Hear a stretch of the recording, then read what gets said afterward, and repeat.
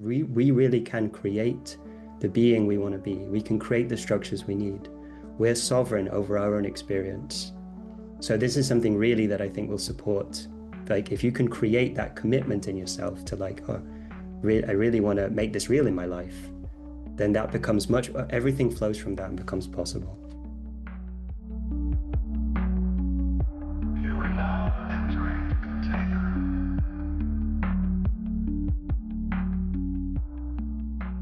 The container is now open. So today we have not one guest, not two guests, not three guests, not four guests, but five guests from the month of potential. This is a really thrilling experiment we learned about on our last trip to Europe, where we were practicing with some members of the month of potential. They experimented with co-working and co-living in a house where they were in the circling practice as like a as a baseline. It's sort of an experiment we're seeing. It's in line with things we're seeing like all over the place in North Carolina, in Portugal, In Austin. all over. People in the authentic relating and circling communities are really deeply exploring intentional communities as like the frontier of the relational arts. And I think something that really thrilled me about the month of potential group is that it feels so real. It's so like I know a lot of people who might not be able to lift up stakes and go move to North Carolina and buy land, but they could maybe live in a house with people for a month and see what it's like and see what the fruits are like. Um, yeah, so I'm just really thrilled to have you guys on, and yeah, so maybe really where I want to start is I want to hear the story. I want a story time about like how this came to be. Like what, I'm imagining, you know, uh it's a dark night outside and there's like excited conversation in the room and stuff like that. Yeah, so could someone from the month of potential like tell us the story? Nick here. Yeah, I can go. So, before the month of potential happened, um, both myself and Luth and myself and Emma were doing some kind of co-working experiments where we were both with Luth, we were doing some we called it non-contracted working, where we were trying to kind of co-work on Zoom remotely, bringing kind of these relational practices into a working context. So we tried that and it was great. We had a bunch of insights and transformations. And with Emma, Emma and I were in Portugal at the Transformational Connection Hub for 10 days. I think this was August sometime. And yeah, we were again trying to kind of like bring these practices more into into life. And we were co-working, we were creating together. And I think both of us, all three of us had conversations about, oh, we want to do this for a longer period with more people and see what that could look like. So we talked about doing a month and we ended up, connecting with Noor and James and um, deciding that, yeah, we want to do it in the UK, in Cornwall. And we found this amazing cottage that we rented for a month together. And we lived there for a month. And we, again, explored this like bringing in these practices, integrating them into kind of this bigger context of exploring what's possible. I just remember that we were sitting with the three of us at the TC festival, and we were like, okay, we want like two or three more people, and we want like specific energies. And we connected with the energies first, and then like it was like, oh, Nora came up, and like James came up. I remember I immediately saw you at the dinner table, James, and I said, like, I want to talk to you. We've got this cool idea, and I want you in. Yeah, so that's a little bit how it went. Yeah, as I'm hearing this story, I'm getting like that the kind of it's like the beginning of the documentary where there's like all the enthusiasm and like, wow, yeah, the big idea. The idea comes up, and then you're finding each other through energy, and you even find the place. And then that has me curious to go back and kind of think of like as you're entering, what are y'all's relationship to practices like circling or yeah, like I guess I'm kind of curious where you guys were coming from. Yeah, it sounds like you were at the circling festival, which we attended, the one in 2024. Yeah, but I would love to hear from each of you, just getting your name into the space and what brought you to circling, and then, obviously eventually to the MoP, the month of potential. So, Liv here. Yeah, I think that for the most part, we know each other from the festival, or if not the festival necessarily, transformational connection related events. I think that Nick and Emma met at the coaching workshop instead, but like we all know each other from that context. So we knew that we were all very practiced already, and most of us also facilitate and lead the practice outside of the festival context. So James here. I've been circling for about 6 years now. I started with the Relateful company online during the pandemic. Really intense circling online, many hours a day. And then I heard a lot about the guys at Transformational Connection and had a curiosity, especially after the pandemic, to do a bit more in person. So I started going to the festivals, and so I've either met everyone here online or like in person through those festivals, and then it just become much more like in the community. And yeah, for years I've been exploring. I've been like nomadic for years and exploring either being like hyper independent or living in couple or living in community, and I've done different things like that. At the moment I'm living in a kind of a community of altruistic people, so I'm really interested in, like, my challenge is always I love people until I hate people, and they're kind of bouncing in and out, and then circling made me really want to fill my life with other people that did this kind of, who've done these kind of practices, like really strongly. I can connect with anyone, but there's just a preference, like a strong preference for, it's so nice when people have skills and abilities, and you can sort of jump some steps in that sort of connection space, and they're interested in the same things often. So yeah, the idea of living more with people like that, which I haven't. I've lived with a lot of people, but I haven't lived with people who are specifically doing these practices.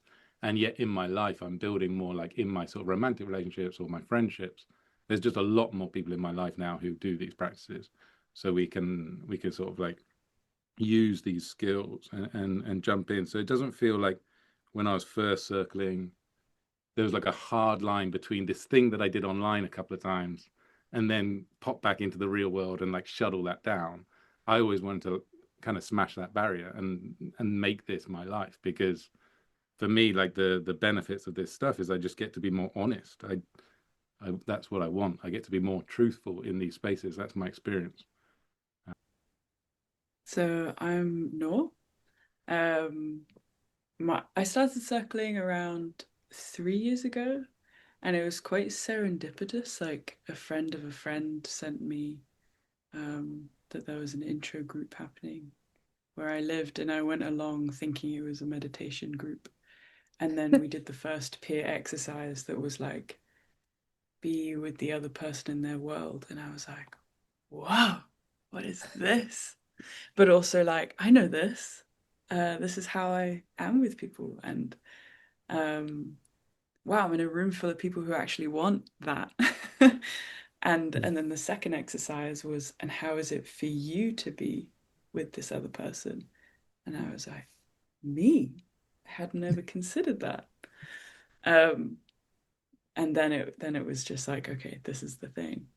And I did the 6 month facilitator training, SAS, that year, and then have done a bunch more since then.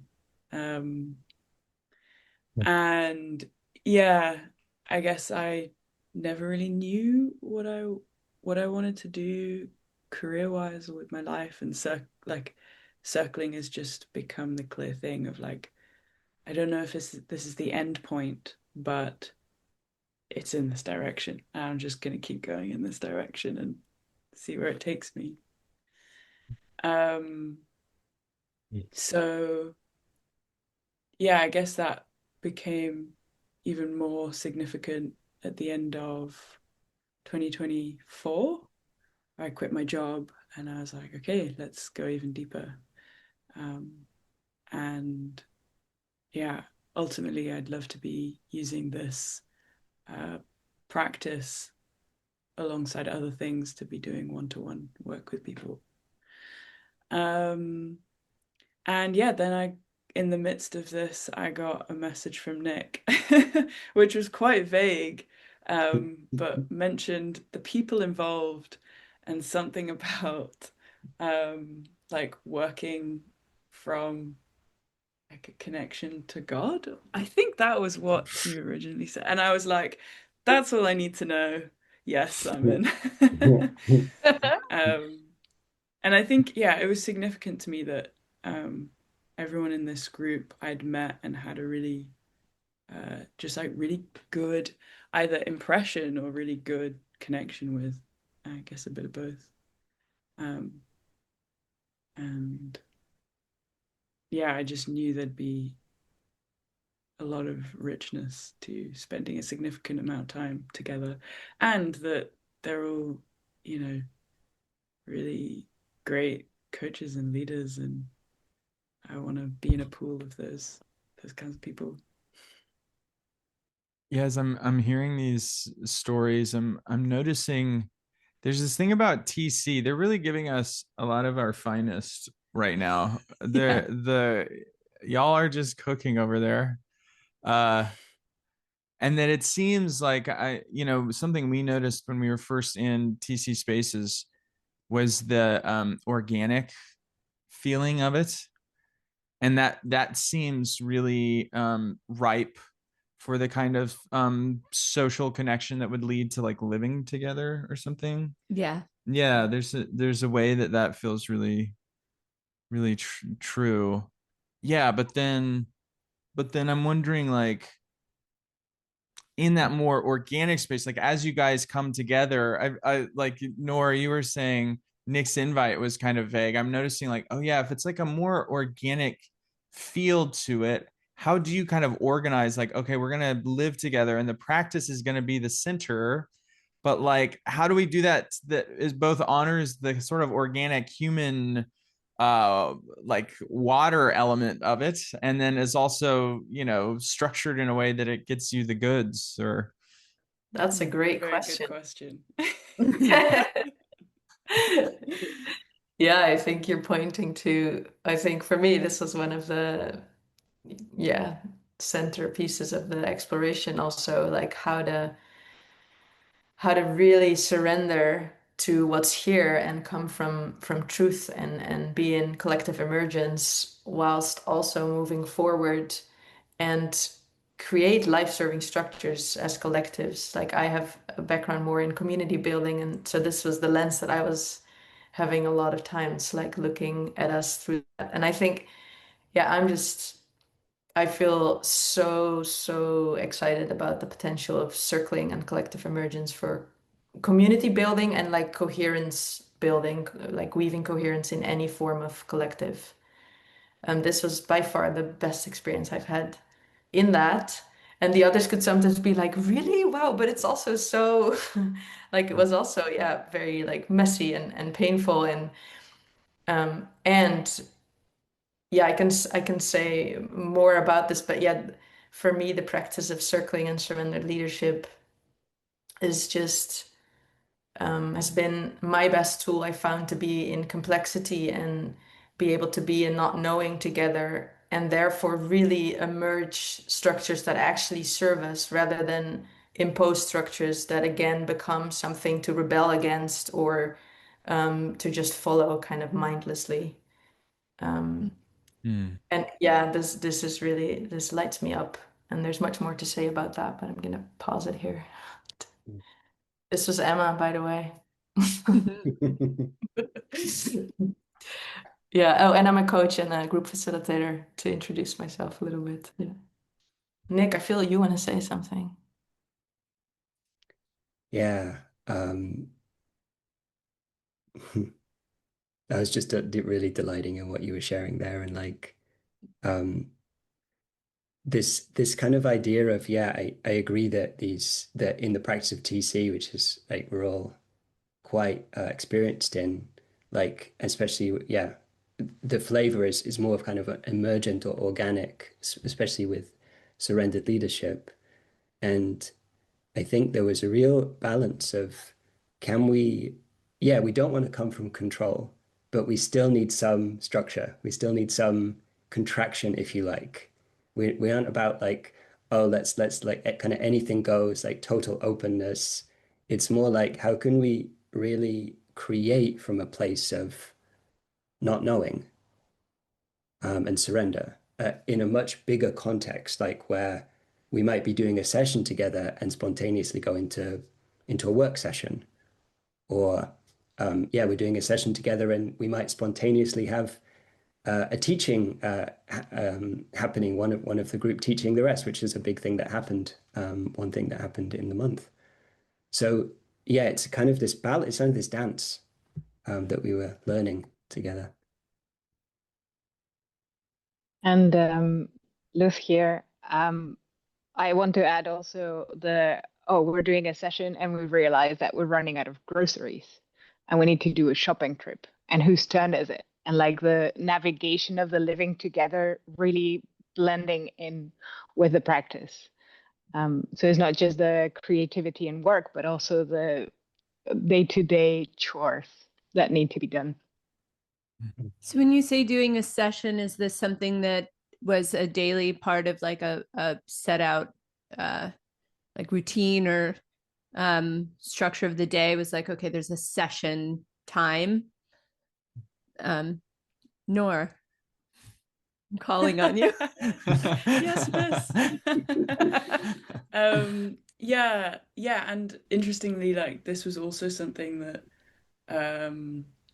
emerged out of, initially being together and finding the limits of like in an embodied way, like we need a structure. It's like coming through someone or different people, like there's a need, this thing.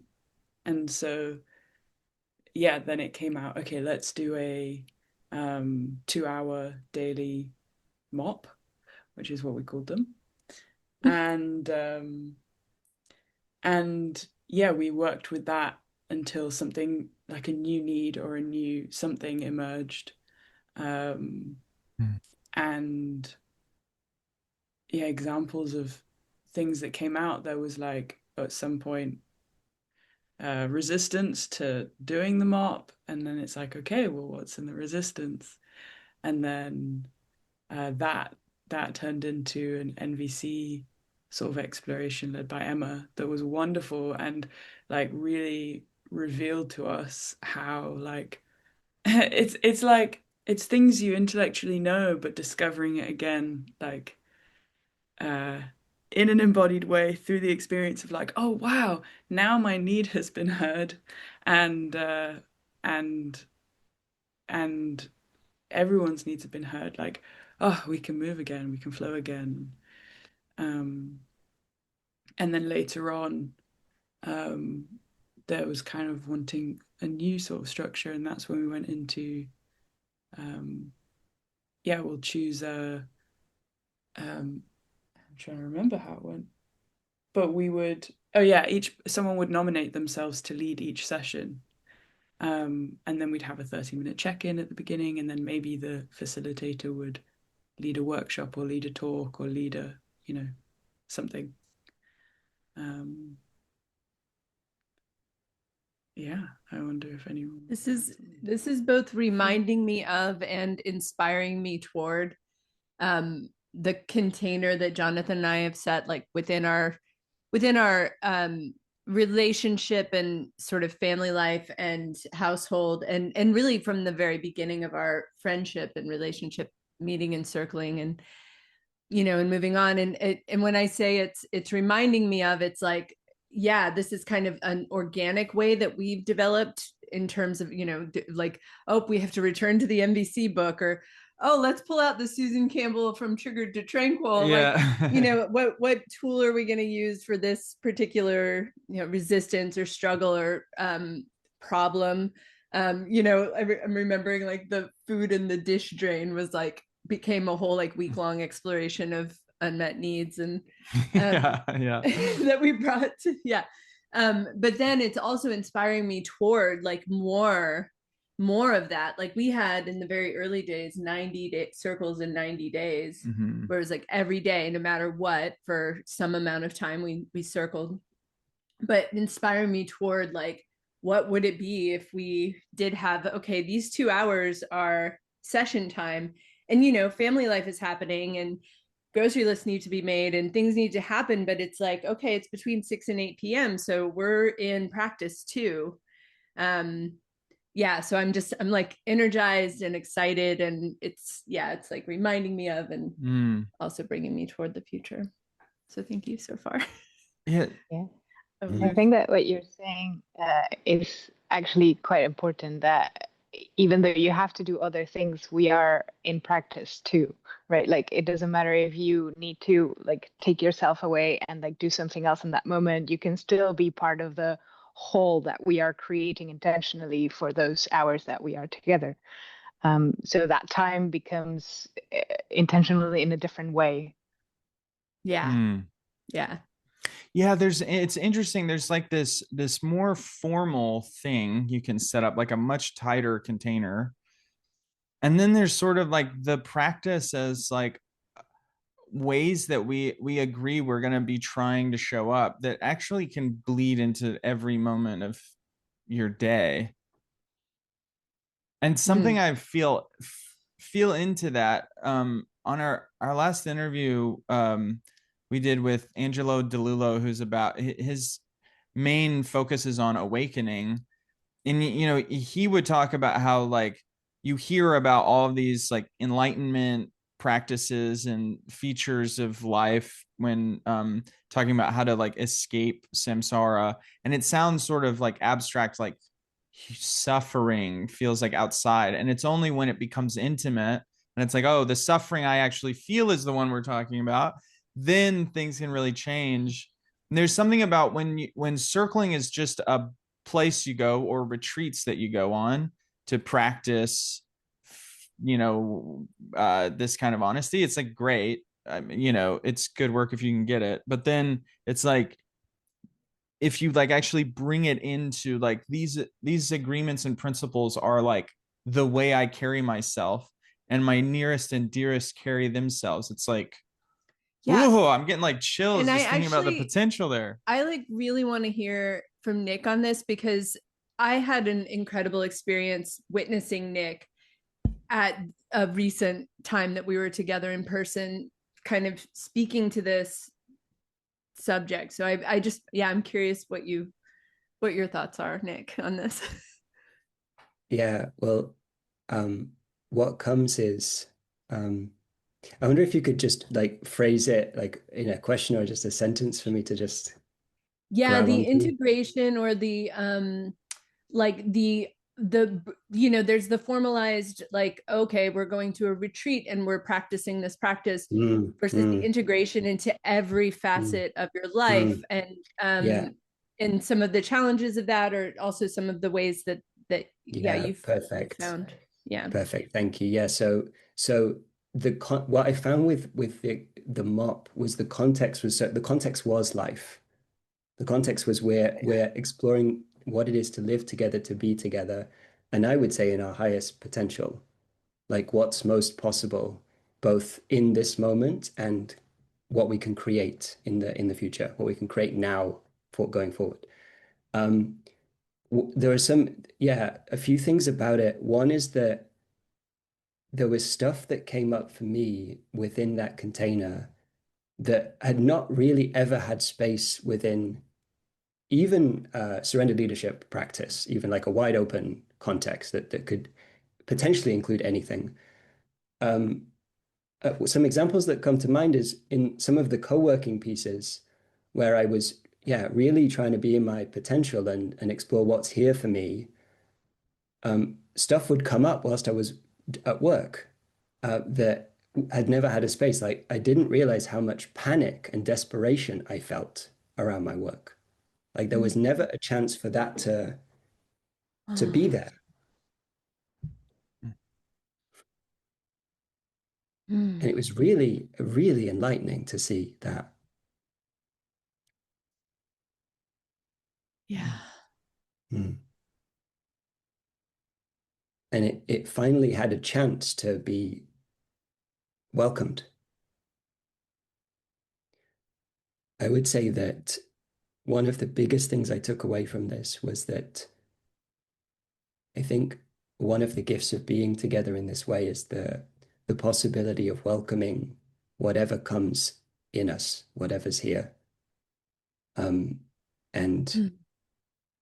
really the subtle ways that we compartmentalize our experience, or basically don't welcome ourselves in all these different contexts we're in daily life. And this experiment allowed for me, I got to see so many ways that I haven't been welcoming myself and had a chance to welcome myself.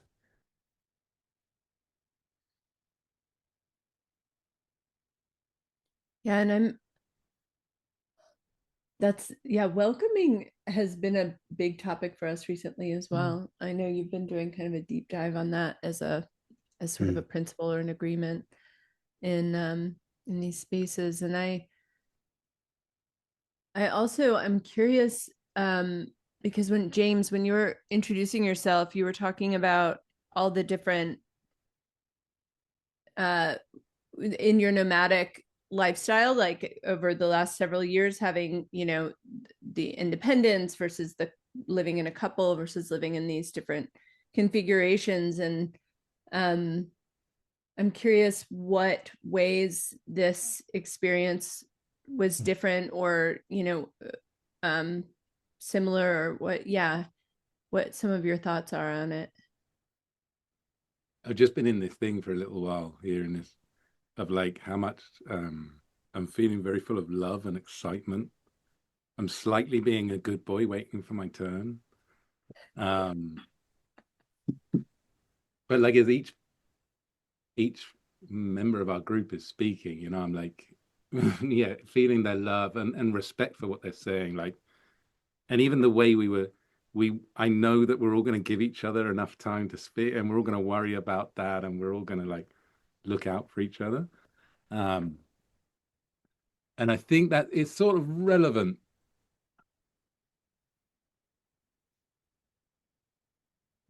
Like the thing for me in sort of being with people, especially this sort of either hyper independent or like where I came from years ago was like obsessively needing to be with people at all times. Like when I was teenage, coming out of like university, it was this sort of desperate. I lived with people through university, and I really couldn't be on my own.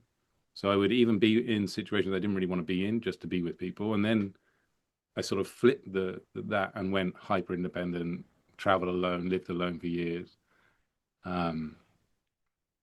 So in this experiment, there's something about meeting, like when you come talking about suffering, like meeting the suffering of being with people, because you can't, like I can't control everything. I can't have everything how I want it.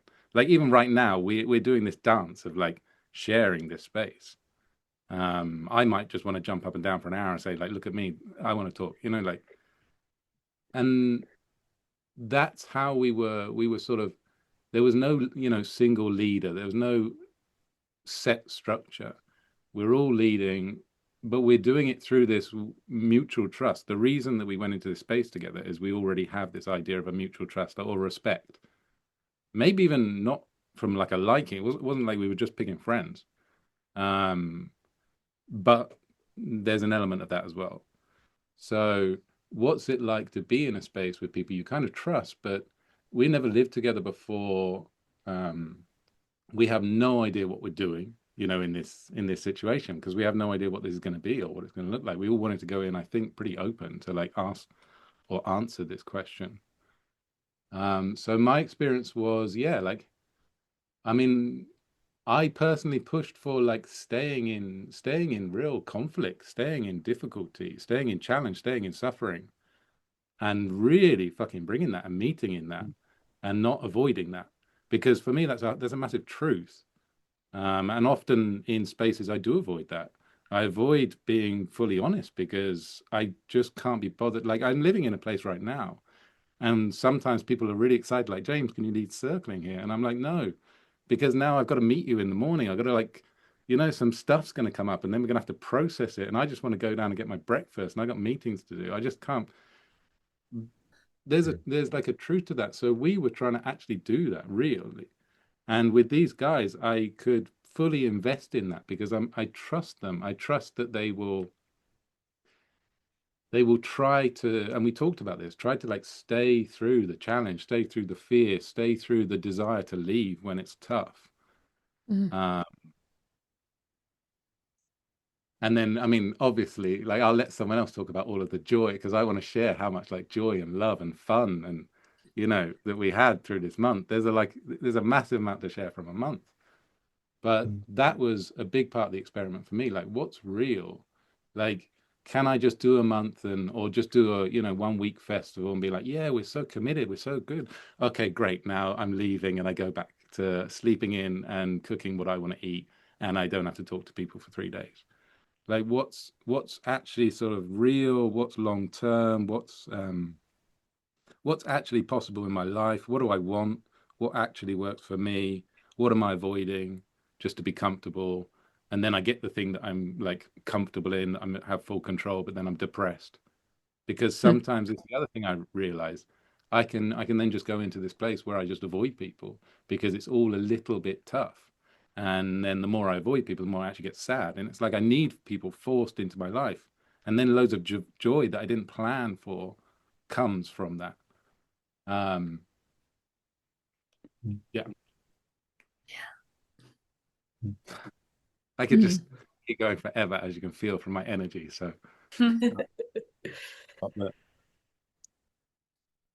Something I noticed about that share that really touched on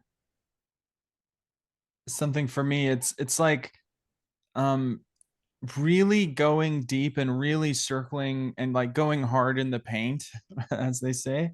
It's like requires so much trust.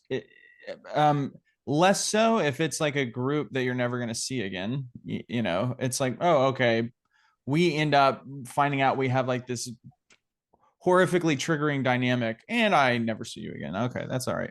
Um, and then it's like a little bit harder if you're in a community with them, but you're going to go home and not see them again for a week. And maybe that's a little easier. And then it's like, it slowly circles into like, and you're going to see them all the time, every day for the extended future. It becomes like the level of trust you need.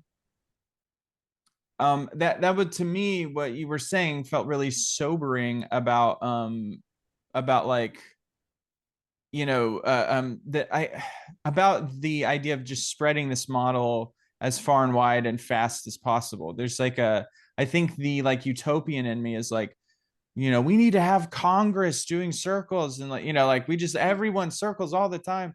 And that's, yeah, there's like this sobering thing about it that like, well, it's the tech is powerful, but it's, yeah, medicine is in the dose or something, or there's trust. And Well, that's the exact, I mean, I think that is speaking to where the challenge of weaving circling into every aspect of your life is, like the level to which, and then that has me wonder, isn't so then that brings you back to right, welcoming everything, and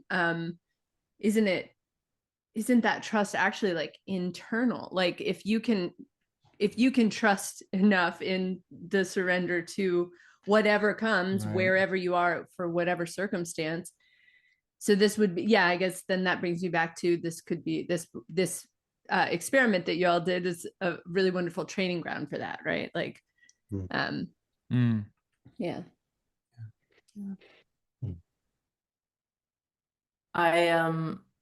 I feel some aliveness also around this topic of like, okay, so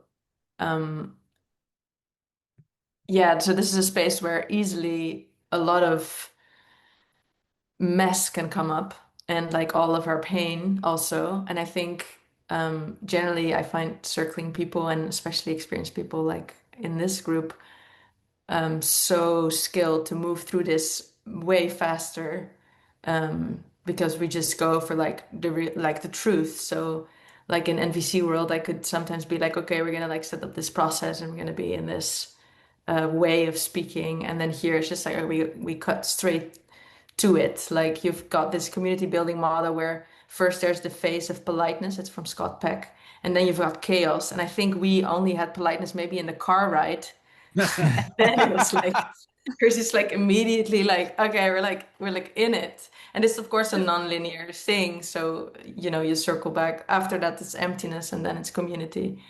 And yeah, so I find this just so potent and beautiful. And then the thing that we that started presencing is also one of the shadows of circling and relational practices is like, okay, what if we can endlessly spiral in processing? Because there's always stuff to process and we're never going to be fully like healed in that sense. And so how do we, I use the sentence of a teacher that I like is, how do we process as little as possible and as much as necessary? And to keep moving forward to the thing that we're wanting. And this is where I think we also there's a little bit of a distinction between the MoP and just like circling, because there was an orientation to potential, which is the month of potential. And for us, that means is like, what do we really want to create? So we're not here to just become more whole or heal or self-develop, but actually use the skills that we have in that to bring out what matters most to us and to create in the world and together and individually and collectively. Was that ideal realized, you feel? That's a great question. It depends a bit on which part you asked. I still feel I'm integrating a lot of things. I'm actually curious also to hear of others. I'm surprised by the impact it's having, like the ripples in my life and how much more I feel in my sovereignty and context creating power. And therefore, in the projects that I'm doing right now, I feel there's way more capacity to move forward. If I just go to like the month itself, like what were the concrete outcomes is I don't know yet. Like, yeah, we created a really cool webpage, that's for sure. There's intention to continue. Yeah, those are some things. Curious Yeah. about others also, yeah. Yeah, I want to say to that, and you're also maybe speak to the point, the sobering point of the work that's required. Like, firstly, I don't think I have never felt closer to being in my highest potential than I felt in my life now. And I'm sure that that month had a lot to do with that, like learning what's possible in myself, how I can experience myself, how I can show up. Um, And I will say that if you're standing for that, like if you're standing for like, yeah, and as Emma says, not like endlessly processing, like what is the why? What are we actually doing? And if it's like, oh, we want to live our best life, we want to really create what we're here to do. And you can name that 1,000 different ways. But if you're standing for that, it's really worth it. Like it's really worth all of the challenges and difficulties and like parts of ourselves that we've pushed away that we've got to now welcome. Like it's worth all of it because life gets better. And so that's my what I would say to that from my side.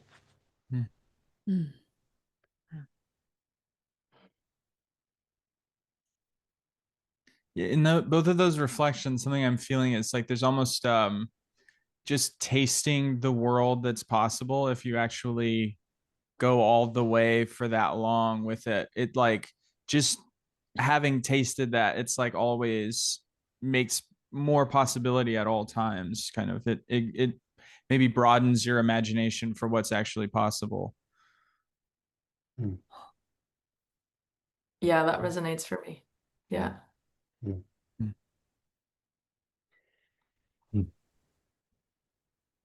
Yeah, James again. I want to speak a bit to that because a little bit like Noor said, like I went into this not really knowing what it was. But the people that asked me to go into this, I trusted. So I was like, okay, there's going to be something good here. Um, and being around, like, especially you, Nick, and, Emma and Luth, and like this kind of passion for the like, this like ultimate direction or something, this greater goal. I can lose that a lot in day-to-day life. I can just be sucked into surviving. Um, and I can think very small. And it was definitely useful to me to have people around me who are continually coming back to, like, especially you, Emma, like challenging, like, yeah, but what are we doing this for? Like, what's bigger than this? What's bigger than you, really?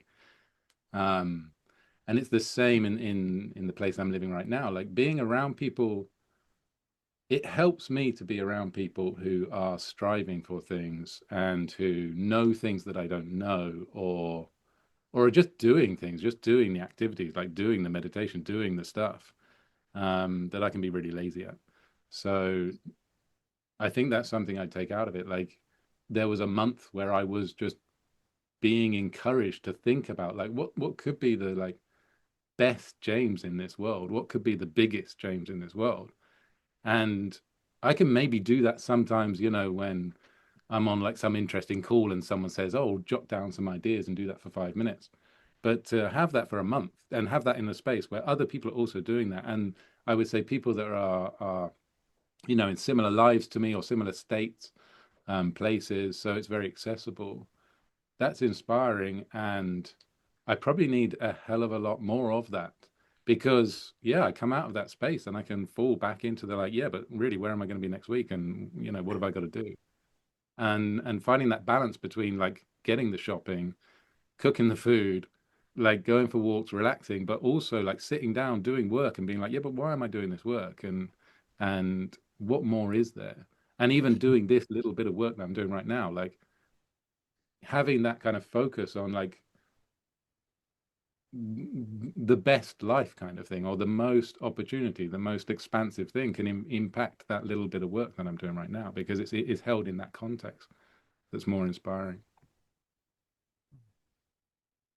I have only been on this call for about an hour and I'm already like immersed in this question. I can see I'm like imagining the rest of my day like really in this contemplation of like what why and what is this for, and like what is my greatest potential, and how can I take these things that matter so much to me and bring them into the community and into service and into the world, and like that there I'm very inspired, and it's like these questions are questions that have been here, they've been here for me, and then being with you all right now, I'm like, oh, I can't wait to go do some work today.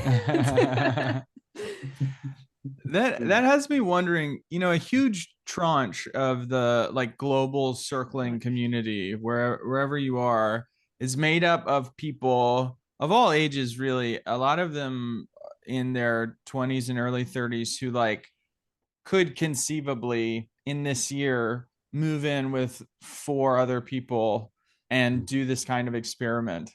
So I'm wondering if like on this back end of the interview, I almost want like practical advice for these people who are like, whoa, I like actually I'm a freelancer, or like for whatever reason I can like move, and let's do this. Like I have people who would like to do this. Like, yeah, I'm sure. Yeah, but I want practicalities. I want a plan, folks. Where's the plan to follow? I don't know how practical this is, but the thing that came up in like big letters in my mind when you say that is like trusting yourself and trusting each other. And what I mean by that is like I think we all had an experience of this, of how like super subtle little hints of things that are so easy to dismiss were actually, once they were teased out, were just huge, vital, like things that helped shape what we were doing or helped us find the next direction or the next move. And that, especially if those things are slightly in a different direction to what seems to be happening or what seems to be the direction everyone else is going. It's like, oh, there's a subtle thing over here that it's like we tease that out, and then it's like, oh, it brings so much more fullness and richness and like missing pieces. And yeah, I think that was a big thing for me, was trusting all those subtle things. Um, and and then also trusting other people. It's so easy when something comes in that seems like an obstacle, to want to keep going ahead, but trusting like, oh, someone bringing in anger or someone bringing in resistance to what's happening. It's like, oh, let's tease out the wisdom in that. And I think this is definitely true in circling, but it's like even more when you're in the container of life, because yeah, it doesn't go away at the end of the circle. It's like, well, I had a little hint of something about going to the supermarket. And like when we pull on that, actually it's like a huge, there's so much there. So yeah, that was the first thing that came up for me. Yeah. Luf here, I want to build up on that, and mention or tie back into something that James said before about there being discomfort and tension, and that not being something that we looked at as something bad, right? Like building up a lot of tolerance with discomfort, a lot of tolerance with tension existing, and things that we would normally regard as like, oh, like things are crumbling and this is not working.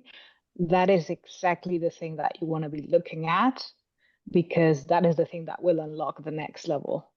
So anything that you see as an obstacle is actually a gate into the next level. We even called them gates of potential. Gops. The MoP found gops. Gops. We've never said gops. That's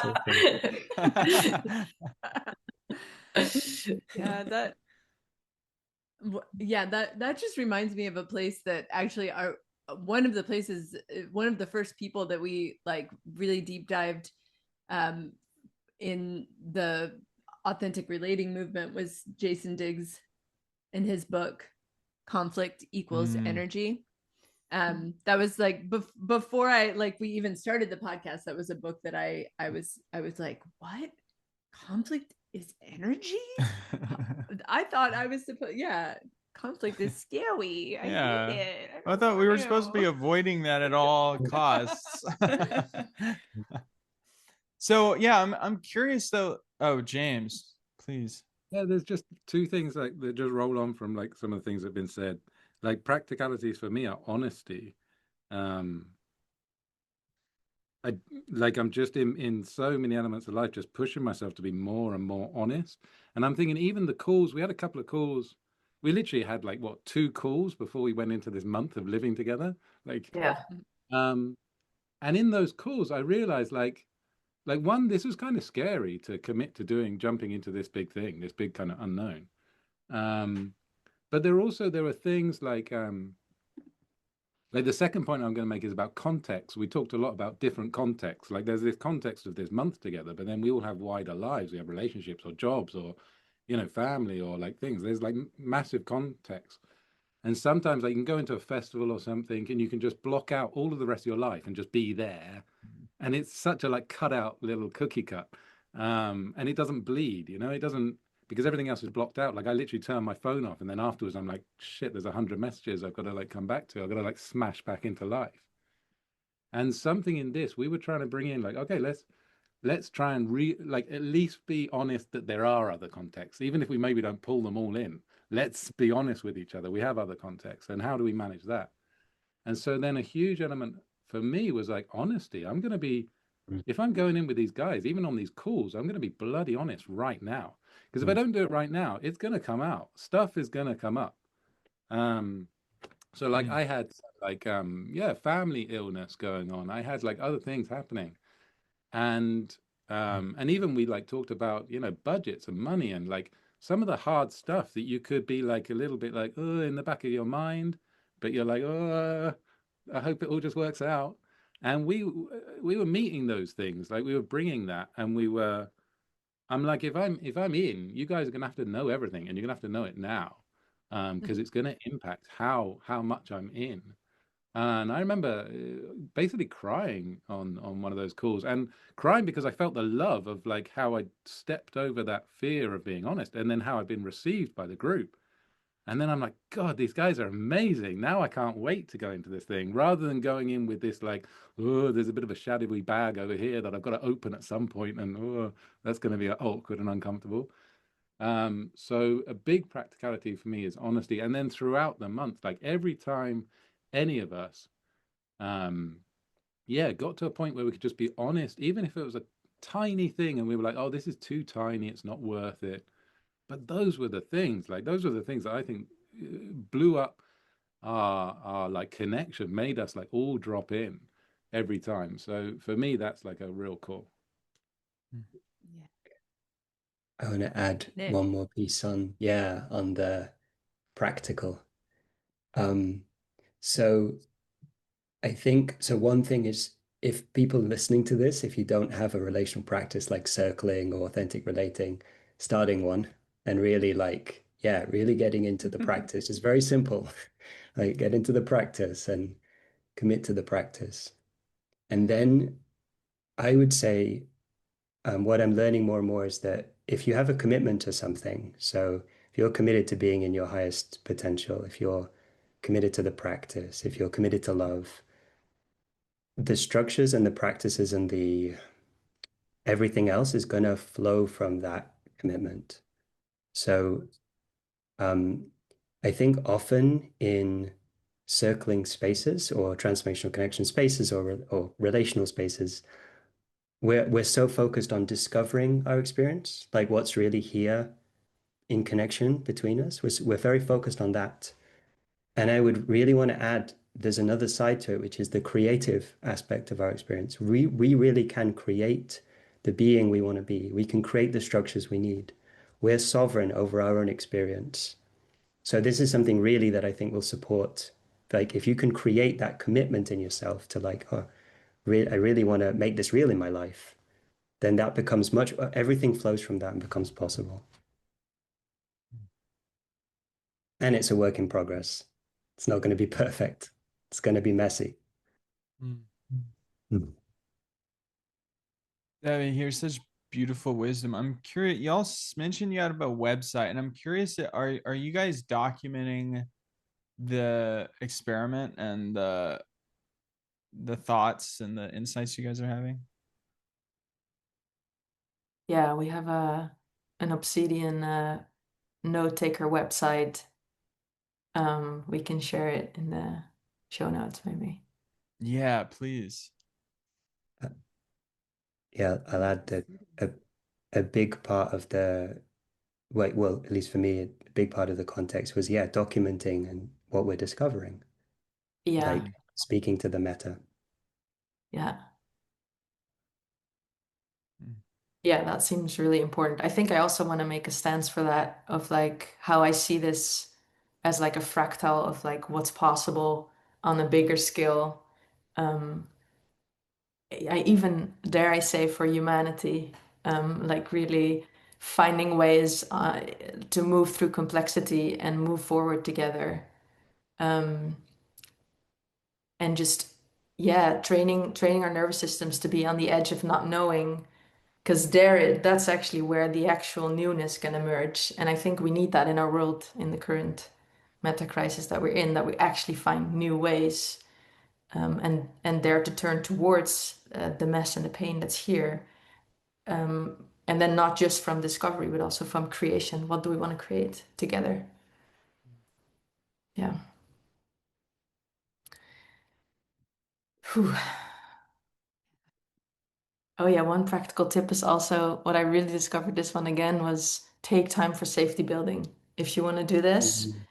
the first period Mm. of your experiment, Mm. frame it like the meta framing is we're in safety building. yeah, we've had some painful experiences around it, and I think I learned a lot about this. Yeah. I wonder if you could just say a tiny bit of what you mean by safety building. Yeah.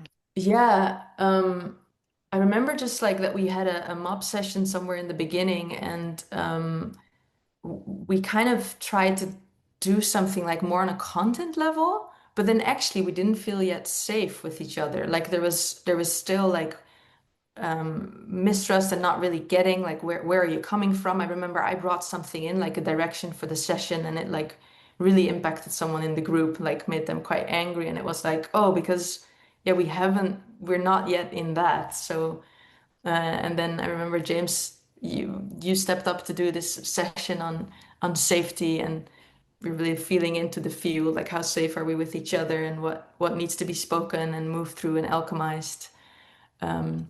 And then we can still do stuff, but we also all hold this meta frame of, oh, and we're still like in the safety building. And again, I don't think these are linear processes, like you come back to them. But yeah, like after safety building comes more the creation and the doing and the being. Yeah. Just to roll on from that, in an integral part of the month for me was a background kind of look on individual resourcing versus group resourcing, and it comes through to the safety part as well. Like I just had a personal exploration of like what's the level of personal or individual work needed, and then what's the group going to support and do. And a takeaway from me is,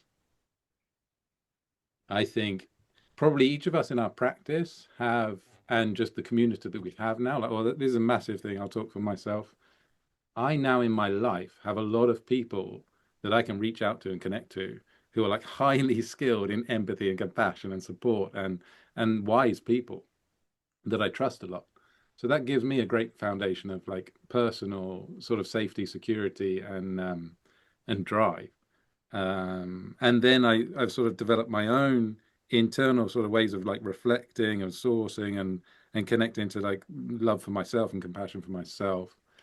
And so then I can come into a group, and this could be talked to in terms of like needs as well, like meeting needs in a group. Everyone's got needs that they want to be met, and where's the sort of, there's got to be a bit of discovery of like, what needs can I potentially meet in this moment? What needs do I need from other people in this group? Or what can we support? And there's always a bit of like, again, going back to what Nick was saying about a dance. A lot of this stuff is a dance. There's no solid line of like A plus B equals C. It's like continuously finding out.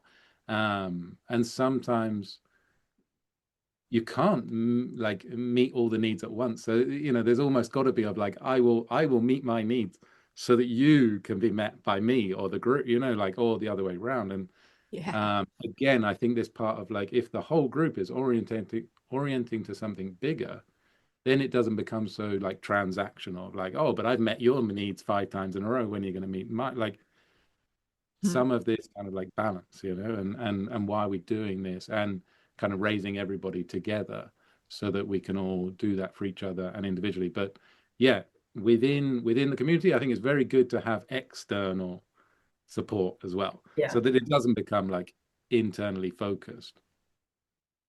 Yeah. I love that. Yeah, that's the same in a relationship, it's like I often am like, I want to like come to Jonathan as like Jonathan is my coach, but also like he's coaching me through the issue I have with him. Yeah. And I'm like, that's not gonna work. I actually need to find someone outside of this. Yeah.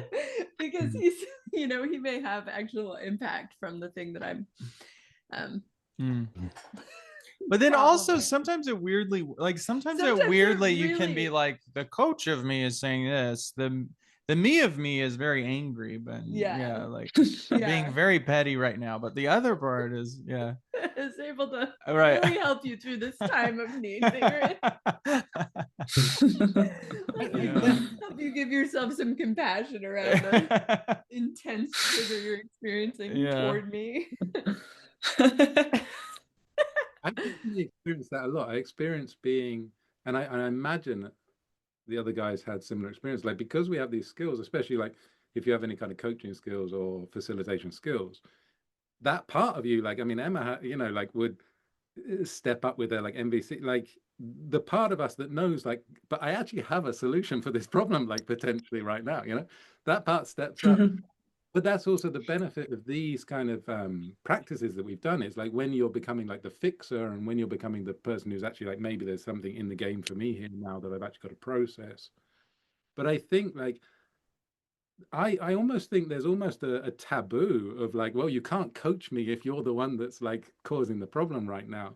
And I kind of want to shift that the other way and be like, well, maybe that part of me, what I often experience actually is the more that coach kind of part comes up, the more I step out of just being in a kind of ego war or a victim war. And I'm like, oh, actually, I see you as like a person who I kind of would normally help. And now I feel compassion for, and it would actually take me out of that like internal dynamic. And I would say I'd go to a wiser place, you know. I'm careful how I use that wording, but it cooled for me. As long as I keep myself in it, as long as I don't go fully into like, well, now I'm your teacher and you have a problem. If I keep the stuff that's alive for me at the same time, then I don't feel the other person is kind of dropped or patronized or anything else. And I think it can be like a massive tool and benefit to those kind of interactions. Yeah. Hmm. Yeah, Nick. I'll add that. Yeah, I'll add that we had quite a few different ways of exploring conflict. One, as James was pointing, is like, yeah, exploring, just having the two of you exploring, like, and what comes up, what parts of us come up in that. But we also had a practice Luth introduced of wedding circles, where we would circle, have like kind of a birthday circle, but we'd circle the relationship between two people. We also did that. Um, Hmm. and we also, yeah, got support from outside. We also had mentors from outside who we had a couple of calls with in the month to get a perspective from the outside of like, oh, what's happening in the group? Can we get advice from people or just have the people who've experienced in this kind of work see what we're doing and get kind of that feedback from the outside as well. So I think there's a few different things that emerged that yeah. I was about to channel you, Emma. I wanted to say on the like tips for people that want to try this to not forget to celebrate and to enjoy. Like have moments where you just dance and sing and like let it all Yeah, out and like exactly. really like getting to whatever you're doing with your biggest passion and like nerd out whatever it is that you want to do to uh, yeah to connect and celebrate. Yeah. We were really connecting through music, the five of us. Like we were always playing music and making playlists in the car, dancing a lot. And I brought my guitar and Nora plays also. We were singing a lot, and yeah, that was also has been an amazing community builder. Yeah.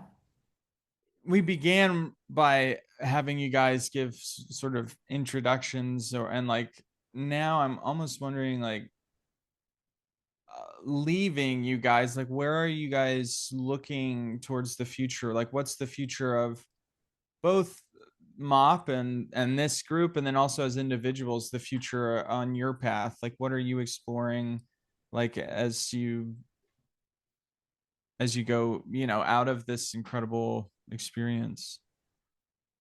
We had a wrap-up call, like a bit of a um, tying together after a couple of weeks or 3 weeks after the end of the container, like what was that like for us? And we shared a lot of very positive things.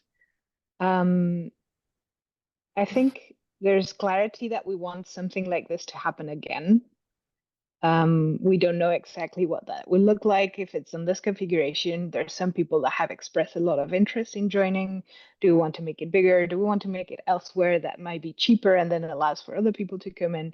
So we're still exploring the specific format, but we want to have another go at this in terms of the co-living and spending a month or X amount of time together. And then we explored some of the synergies or the potential collaborations that could emerge. And it has been a bit latent. I don't think that anything particular has been happening too strongly since then. But I still have like very little silver threads to follow through with a lot of the people in the call and just see like what emerges from there. So there's various things that can happen. And I think that for sure another iteration of this will. I also want to invite in any listeners who really resonate to reach out to us. Actually, I am at least always on the lookout for people who resonate with this. This way of being and exploring new ways of being. It's also an interesting feeling, like being with the five of us now. I feel it's like a combination of like family and friends and also peers, and yeah, there's like a lot of richness and potency. So I feel really close to all four of you. And there have been some things already emerging out of it, and I feel like anything is possible, and definitely new versions of MoP. On my side, I definitely want to take initiative on that. Yeah. I have this sense of coherence, of like this impression of coherence, and it hasn't maybe been very visible, but I've had these like kind of endless waves of tears coming out of my eyes throughout the call. And I could investigate like the why behind that, but it's just I have this sense of like just being here with you, and the weaving or the way that you all are together has me feeling a lot of gratitude and love that's like coming through my eyes in the form of water. Wow. You know, I feel I feel this too, like quite moved, and like they're not quite coming out my eyes, but like tears are close. And it's also with being with you guys, Jonathan and Sai. It's like yeah, it feels like there's a lot of love already in our group, and I don't know if everyone has been with you in person, but yeah, I was with you on the retreat, and it's like, yeah, gosh, this certainly this practice builds just so much love. um, I can feel it. It's like, yeah, and in some of the pauses, it's almost like it's like just letting go into presence together is so close and so juicy, and it's like I know that that's there. It's lovely. Yeah. For me, I remember in the last festival there was a session basically talking about community, or talking about what this community, as in people who do these kind of practices, what it could do in the world. Or that's how I understood it. And I found that both inspiring, but I remember during the session just anger coming out of me, like screaming, shouting anger. And it was because I'm frustrated. Like I want something to fucking change. Like I'm annoyed. I want more. I want more of this. And I want people to get excited about it as well with me. I don't want to be the one running off up the hill and then I look around and no one's run with me. And I think there's a huge fear in me of that, that stops me often. So again, when like Nick messaged me about this, I didn't know what it was, but I'm like, it's something. The part of me that fears was there, but I was like, I'll jump in because it's something. Like something's got to happen almost, and I want to be involved in something. And I like going right back to the start, like what you were saying about in these communities, there's a lot of people doing stuff. I remember when there was talk about this kind of like transformational collection house in Portugal, or different things happening, different, even the festivals, like Relateful starting their festival in the US. Ever since I started circling, I had this thing of like, okay, I want everyone in the world to do it. That has like softened and changed and adapted and grown and integrated in ways now that I'm like, okay, I'm not sure that that's either needed or practical or realistic. And maybe not the best, because just circling all the time, it doesn't fix everything. But there is like a drive for, there's loads of wisdom in this practice. There's loads of life in this practice. Like I would imagine that most people that do this practice for a while realize, like we've just been saying, like love and tears and emotion, like you can live bigger. And we spend loads of I spent years in offices, I spent years in different environments where all of that's there, but it's like only allowed out at the Christmas party, or it's only, you know, but we're like fucking humans.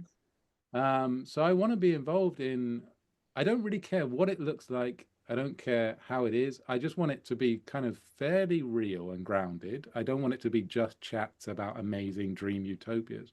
So, like for me personally, there's got to be something I can grab onto, because I potentially have been sort of a bit burnt in the past of getting really excited and then it kind of fizzling out. And that might just be my commitment. But I need other people, because I can just get distracted by Netflix and Instagram. So I need other people that push me. And that happens a lot in this practice. People are consistently helping me to push myself over my comfort zone. So I need that.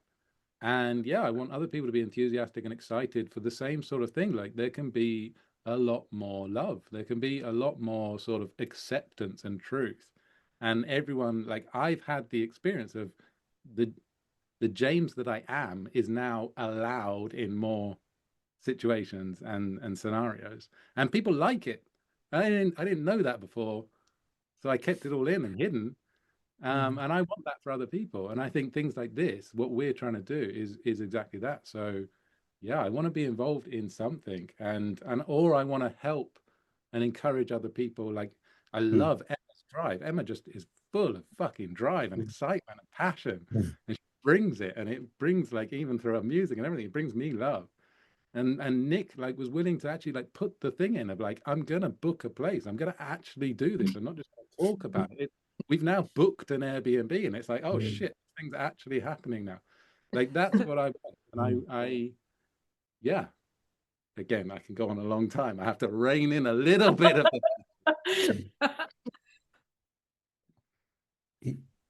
Nick, yeah, I would say to the listener, yeah, really wanting, you're hearing it from James just full on, but like be empowered, like you can create this stuff. It exists. And it's beautiful, and there's so much love can be discovered and created doing this. So really like, and yeah, Emma said it also, yeah, reach out to us and connect with us if you're wanting to do something like this, because I want to see more of it in the world. It's a beautiful note to take us out on, and we'll have contact info for all of y'all in the show notes. And a lot of these people are coaches and facilitators and have offerings that I know people who are listening to this are going to be excited to seek out.